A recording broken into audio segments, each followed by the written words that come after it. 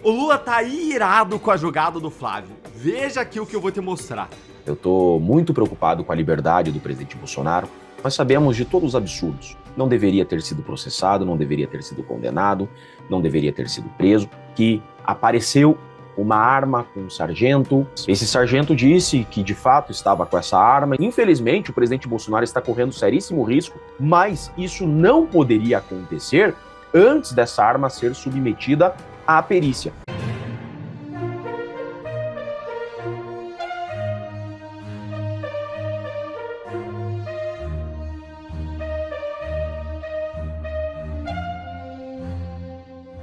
Vereador do PT é preso em SP por envolvimento com empresa de ônibus ligada ao PCC. É isso mesmo. O Grupo de Atuação Especial de Combate ao Crime Organizado do Ministério Público Estadual e o Departamento Estadual de Investigações Criminais da Polícia Civil deflagraram nesta quinta-feira a Operação Última Parada contra a infiltração do PCC no transporte público de São Paulo. Pela primeira vez, um vereador da capital, Senival Moura, do PT, primeiro secretário da Câmara Municipal, foi preso sob a acusação de lavar dinheiro do crime organizado na empresa de ônibus Transunião, cujo presidente, Lourival de França Monário, também foi alvo da operação. É a terceira empresa de ônibus que atua na capital, investigada por elo com a facção. Justiça condena deputado Gustavo Gayer por afirmar que PT mandou Adélio Bispo matar Bolsonaro. É isso mesmo. A Justiça do Distrito Federal condenou na terça-feira o deputado Gustavo Gayer por danos morais por uma publicação nas redes sociais que responsabilizava o PT pelo atentado à faca contra o então candidato à presidência Jair Bolsonaro na eleição de 2018. A decisão de primeira instância é do juiz Wagner Pessoa Vieira e determina o pagamento de 20 mil em indenização ao PT. O deputado publicou um vídeo no qual afirmava que o PT mandou Adélio Bispo matar o até então candidato à presidência Bolsonaro. Olá, meus amigos. Hoje está todo mundo feliz, né? O Brasil ganhou ontem, 3-0. Mas hoje é um novo dia e voltamos para a vida real. E eu estou gravando esse vídeo aqui para compartilhar com vocês uma situação muito importante que envolve o nosso presidente Bolsonaro. Eu estou muito preocupado com a liberdade do presidente Bolsonaro. Nós sabemos de todos os absurdos. Não deveria ter sido processado, não deveria ter sido condenado, não deveria ter sido preso, mas está em prisão domiciliar. Já expliquei em outros vídeos que é uma prisão domiciliar também que não tem previsão legal, porque está com prazo de 90 dias de duração. Fato é que hoje o presidente Bolsonaro está correndo seríssimos riscos de voltar para Papudinha, tá? É um assunto muito sério que eu tenho que tratar com vocês, um assunto de adultos. É difícil falar sobre o que vamos falar, mas vamos ter que falar. Vocês viram nos noticiários que apareceu uma arma com um sargento que estava em nome do presidente Bolsonaro e essas pessoas foram ouvidas. Esse sargento disse que de fato estava com essa arma e estava levando para manutenção. Fato é, e é isso que eu quero falar com vocês agora, Alexandre de Moraes deu 48 horas para o PGR se manifestar sobre falta grave na execução da pena. O que significa isso? Uma falta grave é a revogação de um benefício. Então o PGR tinha 48 horas, que termina hoje, para se manifestar se o presidente Bolsonaro pode continuar em domiciliar ou, por essa falta grave, pela suposta prática de novo crime, deve retornar a Papudinha. Eu estou bem preocupado com isso. Eu tive acesso à decisão do ministro Alexandre de Moraes, está aqui. Ele vem, faz um retrospecto, que o Jair Bolsonaro foi condenado a 27 anos, tal. Aí ele vem e fala da situação da abordagem. No caso dos autos, comunicação de ocorrência policial, tal, Polícia Civil Distrito Federal, dia 16, à meia-noite, houve a apreensão de uma arma de fogo, pistola, marca Glock 9mm, com um carregador sobressalente, de propriedade do condenado Jair Messias Bolsonaro, conforme comprovado pela consulta ao sistema Sigma. Aí ele coloca aqui também no despacho o que disse o sargento que foi abordado, né? Esclarece que informou imediatamente que o armamento pertencia ao presidente da República e apresentou a documentação referente ao porte da arma institucional. Afirma ainda que o armamento lhe foi entregue em razão da constatação de uma pane. Relata que retirou o armamento no dia 15 com a finalidade de realizar um disparo do percursor. Escrever errado aqui, é percursor.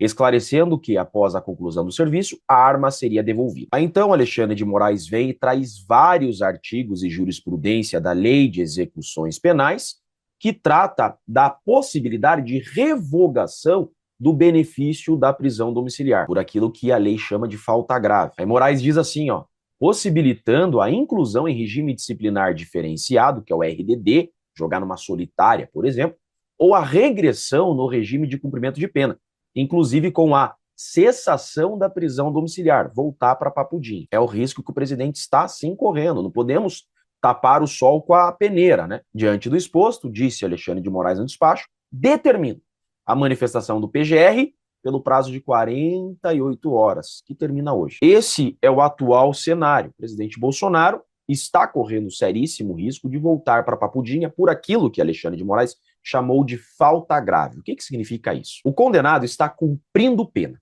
A prática de um novo crime durante o cumprimento da pena pode ser uma falta grave. A consequência, segundo a Lei de Execuções Penais, de uma falta grave é você ou ir para o RDD, que é ir para a solitária, perde benefícios dentro da prisão, ou regredir de regime. Está no aberto, volta para o semiaberto, está no semiaberto, vai para o fechado, ou perde o benefício da prisão domiciliar, por exemplo. A questão aqui é exatamente o seguinte: houve ou não houve uma falta grave? O Estatuto do Desarmamento, que é a lei que trata de armas, diz que arma é arma, munição ou acessório. Arma é objeto que dispara projétil mediante combustão. Para que seja uma arma de fogo, esse objeto tem que disparar projétil. Arma de fogo é um objeto que dispara projétil mediante combustão. Ou seja, se essa arma que foi apreendida está sem percursor, ou está com o percursor quebrado, por exemplo, e quando você alimenta essa arma e puxa o gatilho, ela não dispara projétil mediante combustão, não é arma. Ou seja, o que nós temos aqui? Antes do ministro Alexandre de Moraes decidir sobre uma falta grave, o correto é que essa arma seja submetida à perícia, a averiguar se ela é apta, eficaz ao disparo de projétil. Então, só há que se discutir aqui falta grave ou não após a realização de uma perícia. Porque se essa arma está sem percursor, ela não dispara. Então ela não é arma. É como uma arma de airsoft. Por que arma de brinquedo, simulacro, não constituem arma, segundo a lei? Porque não disparam projétil mediante combustão. Estão entendendo? Agora, se essa arma de fato dispara projétil, se ela é uma arma de fogo eficaz, apta a deflagrar uma munição, aí nós temos um grande problema aqui, porque a prática de um crime durante o cumprimento da pena, infelizmente, pode constituir, sim, uma falta grave. Infelizmente, pode constituir, sim. Tá, Jeffrey, mas a arma estava indo para manutenção. Eu sei. Muita gente está dizendo isso. Acontece que a legislação diz que a arma só pode ir para um armeiro, para uma situação de manutenção, com autorização do órgão competente, por aquilo que a gente chama de guia de trânsito. Então, vai mandar a arma para um armeiro, tem que emitir uma guia de trânsito. Sem essa guia de trânsito, pode constituir porte ilegal de arma de fogo. É bem discutível tudo isso, eu sei disso, mas, infelizmente, o fato aconteceu, por desconhecimento ou não da legislação, é uma legislação bem específica. Essa legislação de arma, ela é bem específica, mudam portarias e decretos o tempo todo, né? Então é possível que o presidente Bolsonaro desconhecesse da legislação, o sargento que carregou a arma também pode ser que desconhecesse que tinha que emitir essa guia. O fato, ele existe e pode constituir um crime de porte ilegal de arma de fogo, infelizmente, por todas as partes. Agora eu digo para vocês, desconhecer da legislação é tese de defesa? É, também. Agora, principalmente, e o que deve ser melhor observado aqui, é se essa arma estava em perfeito funcionamento ou não. Se ela estava sem percursor, com problema no percursor, pode ser que não seja arma de fogo, aí não tem crime. Então é disso que se trata. Infelizmente, o presidente Bolsonaro está correndo seríssimo risco entre hoje e amanhã de ter uma canetada do Alexandre de Moraes a retornar à prisão, mas isso não poderia acontecer antes dessa arma ser submetida à perícia. Todo mundo sabe aqui que não teve nenhuma sacanagem nem por parte do presidente Bolsonaro, nem por parte do sargento. O presidente Bolsonaro mora numa casa com sua esposa, sua filha, e tem que ter sim uma arma. Eu sou a favor que todo brasileiro tenha uma arma. O brasileiro tem que ter condição de se defender. E se essa arma está com problema, ela tem que ser consertada. E com toda certeza, houve aqui um desconhecimento da legislação que é bem específica de como levar essa arma ou não para o conserto. Isso é óbvio, não teve nenhuma maldade, nenhuma sacanagem por parte do presidente Bolsonaro aqui ou do sargento. Agora, o ministro vai ter que dar uma solução para isso daqui. A gente sabe disso. E a melhor solução é essa que eu estou dando. Submeter essa arma a uma situação de perícia. Vai para a perícia. Não, a arma estava de fato quebrada. Pronto. Não é arma. Não constitui crime do Estatuto do Desarmamento de Porte Ilegal de Arma de Fogo. Eu espero até que a defesa do presidente Bolsonaro veja esse vídeo e solicite uma perícia nessa arma, porque daí é um grande passo na defesa do presidente aqui, porque eu tenho certeza que a outra tese será o desconhecimento da lei. Essas portarias, esses decretos que o tempo todo, né, são modificados e até especialistas nesse tema se confundem sobre essas situações. Eu estou gravando esse vídeo com toda essa seriedade porque as pessoas ficam falando, vocês tapam o sol com a peneira, sobre o Flávio, sobre o Bolsonaro. Não, ninguém tapa o sol com a peneira. Só que, é como eu disse, eu sou advogado criminalista, eu sou legalista, eu me restringo à lei e eu digo, se essa arma estava quebrada, não é arma. E eu conheço a legislação de arma e digo, é extremamente complexo, é muito difícil você conhecer esses detalhezinhos. Tem que emitir uma guia de trânsito específica. É muito específico. Só despachantes conhecem, advogados, pessoas que estão diariamente lidando com esse assunto e que conhecem todas essas nuances. Isso tem sim que ser levado em consideração, porque não tem nenhum criminoso aqui, não tem nenhuma sacanagem sobre esse tema. A imprensa está fazendo um samba em cima disso daqui, mas não é grave. Fato é que eu mostrei para vocês o despacho do ministro, ele já está falando em falta grave, já está falando em revogar o benefício da domiciliar, e isso é grave. Por isso eu expus essa situação jurídica para vocês aqui. Tem duas situações: o desconhecimento da lei, que também é discutível, e o fato dessa arma ainda não ter sido periciada, a ver se constitui ou não crime do Estatuto do Desarmamento, tá bom? Gente, eu sou o Jeffrey Chicchini, sou advogado, sou especialista no tema, sou mestre em Direito e atualizo vocês assim que houver novidades. Um grande e forte abraço a todos. O Lula tá irado com a jogada do Flávio. Veja aqui o que eu vou te mostrar. E presta atenção porque isso aqui é uma aula de política. O Flávio fez uma jogada inteligente que acertou Lula em cheio. E o governo, ele ficou tão atordoado, tão sem resposta, que a única reação foi uma notinha raivosa do Itamaraty, xingando o Flávio de traidor da pátria. Só que quando você entender essa jogada, gente, você vai ver que o verdadeiro traidor, aquele que se recusa a defender o Brasil fora do Brasil, é na verdade o Lula. Vem comigo para conferir essa história. Os Estados Unidos ameaçam taxar produtos brasileiros em 25%. É o tal do tarifaço. E antes da decisão final, os Estados Unidos abriram uma audiência pública, dia 6 de julho, para quem quiser apresentar argumentos. Aí o Flávio, corretamente, se inscreveu para falar nessa audiência, em inglês, para pedir a suspensão da tarifa, para defender o Brasil, para defender o PIX. Ou seja, Flávio Bolsonaro vai a Washington para brigar contra a taxa que prejudica o brasileiro. E aqui que está a jogada de mestre. Pensa na imagem.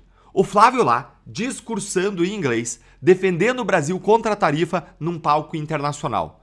Isso é um ativo de campanha poderosíssimo. É uma cena que o Lula não tem como protagonizar, porque ele não fala inglês, porque ele jamais vai se prestar a ir lá defender o Brasil diante do mundo como o Flávio vai fazer.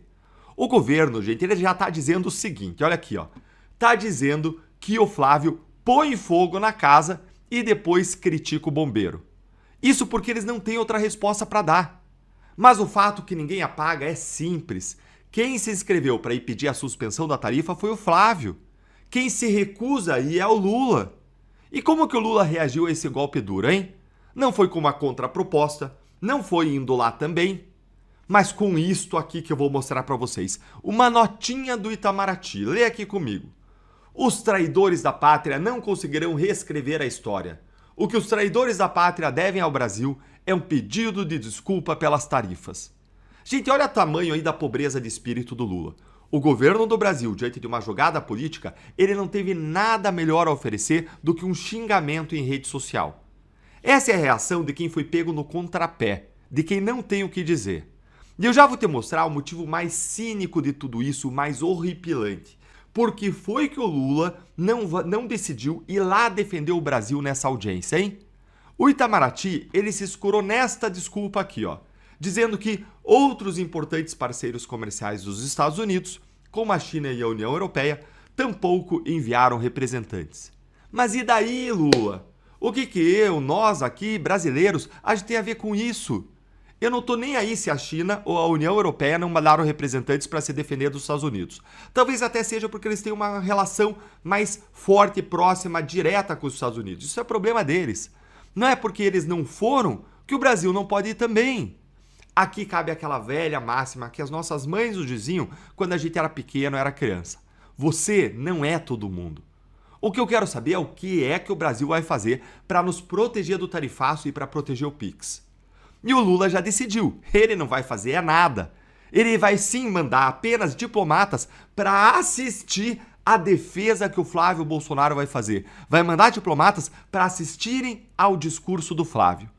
Um senador faz história defendendo o Brasil e o presidente fica na arquibancada assistindo. Esse é o protagonismo internacional do Brasil na gestão Lula, um anão diplomático. Enquanto o Flávio se mexe, Lula prefere ficar ali parado, mandando notinha para a imprensa, para a rede social e bancando de vítima. E a leitura mais crua é de que isso é proposital. Uma tarifa de pé, ela alimenta a narrativa que o Lula quer para a eleição. A de que o Brasil está sob ataque, de soberania ameaçada, de coitadinho. Isso é horripilante, gente, porque em vez de resolver o problema do brasileiro, o Lula está usando o problema como um palanque político. Para Lula, a tarifa é boa. Pro Brasil, ela é péssima. E a prova de que eles sentiram o golpe. Segundo a Folha de São Paulo, a diplomacia brasileira vai monitorar o discurso do Flávio em tempo real. Não vai lá para brigar pro Brasil, não, para defender o Brasil. Vão lá para assistir, com medo do que o Flávio vai dizer. Isso é o retrato de quem perdeu o controle da narrativa. Então fica claro quem é o quê. De um lado, você tem um pré-candidato que vai a Washington pedir o fim da taxa que machuca o brasileiro. De outro lado, você tem um presidente que se recusa a ir, prefere a taxa de pé para fazer discurso raso de soberania e ainda manda o Itamaraty xingar quem vai lá nos defender. O verdadeiro traidor da pátria não é quem defende o Brasil, é quem abandona o Brasil e chama isso de soberania. Eu já fiz várias viagens internacionais para defender o Brasil. Eu fui buscar provas de corrupção de políticos como Lula lá na Suíça, nos Estados Unidos, na Holanda. Eu fui defender o combate à corrupção na França, na OCDE. É disso que a gente precisa, de pessoas que se ergam para defender o Brasil, não só aqui dentro do Brasil, contra os inimigos que moram aqui dentro, mas no mundo inteiro. E é por isso que a gente precisa de gente séria lá em cima, com a direita chegando em peso ao Senado em 2027 para defender o interesse do brasileiro, e não o palanque de quem está no poder. É por isso que eu sou pré-candidato ao Senado aqui no Paraná. E agora me conta, quem que é o traidor real aqui? É o Lula ou é o Flávio? O Supremo Tribunal Federal está se afogando e não é exagero meu. É o que acabou de sair na coluna da Bela Megali no Globo. 5 ministros do STF se uniram para ir à imprensa detonar o Fachin. Disseram que ele é fraco, sem liderança, e eu já contei até aqui no canal que o apelido interno entre os ministros do Fachin é Fraquim. Bom, meus caros, quando você entendeu que esses 5 ministros querem do Fachin ou do Fraquim, aí você vai compreender, eu vou te contar, vai compreender como funciona o STF de verdade, por dentro, nas entranhas, e certamente você vai ficar indignado. Olha só o que disse a Bela Megali, que esses 5 ministros fizeram fila para reclamar do presidente do tribunal, dizendo, a queixa deles é que ele não tem liderança, que ele não governa para os seus colegas e só fala por WhatsApp. É um ministro ausente, é um ministro que não está presente, mandando mensagens rebuscadas. Isso é verdade, a gente morre de sono quando ouve o Fachin. E que ele não entra em campo para apaziguar as brigas. Claro, eles estão aqui colocando na conta do Fachin a discussão que houve na semana passada e também no programa Roda Viva entre o Mendes, o Gilmar Mendes, e o próprio André Mendonça. Olha só o que essa reportagem da Bela Megali revela sobre esses 5 ministros, o que eles gostariam que fizesse o Fachin. Aspas, esse tipo de desavença, aspas do ministro, se resolve, que está reservado, não disse quem era o ministro, mas está dito o seguinte, esse tipo de desavença se resolve em outro ambiente. Tem que fazer um encontro em casa, reunir ministros para tomar um uísque, olha só, um uísque, e conversar. Quer dizer, a solução que eles esperam do Fachin não é que o Fachin cumpra a lei, não é que o Fachin julgue direito, não é que o Fachin segure a instituição pela lei, pela Constituição. Eles querem um uísquinho. Essa turma está acostumada com uísquinho, a gente sabe. Eles já foram até em Londres tomar uísque, e aí você já começa a imaginar quais são esses ministros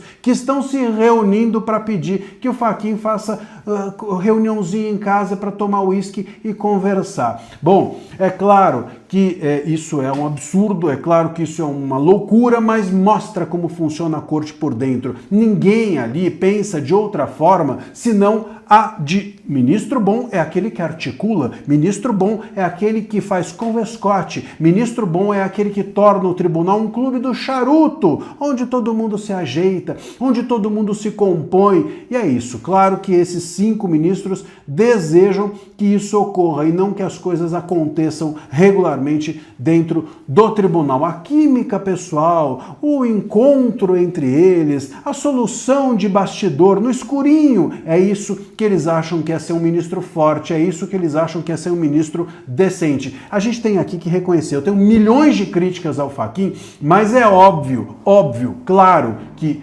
essa eu não tenho. Ele não é um cara do esquinho, ele não é um cara do charuto e ele é um cara que fica na dele reservadamente. É isso que esses 5 ministros estão tanto se ressentindo de que o Fachin não faça. É colocar ordem na casa e unir todo mundo em volta do esquinho. O clube do uísque é o que virou, parece, esse tribunal. Ministro bom é aquele que toma uísque e ajeita as coisas. Não é à toa que esse STF se uniu ao Lula. Se eles gostam de resolver as coisas no uísque, bom, eu acho que está explicada a aliança entre o governo federal e também o STF. Eu vou te contar agora uma cerejinha desse bolo, mas antes eu vou pedir o seguinte, a gente descobriu no canal que metade das pessoas que acompanham minhas análises não se inscreveu aqui no canal. Pô, se inscreve, clica aí no botão e venha fazer parte aqui da comunidade, é de graça. Se inscreva no canal. Bom, a cereja do bolo, meus caros, é o seguinte, tudo isso, claro, como eu mencionei, foi detonado pelo Gilmar Mendes na briga dele com o André Mendonça. Ninguém mais segura o Gilmar. O Gilmar está sem freios e a própria coluna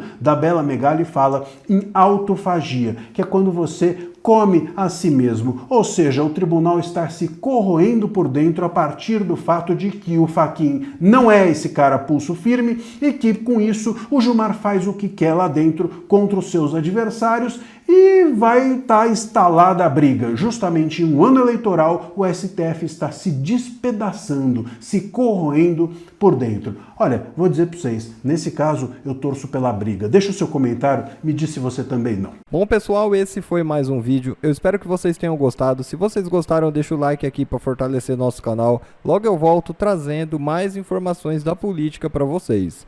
Um forte abraço, fiquem todos com Deus e até a próxima.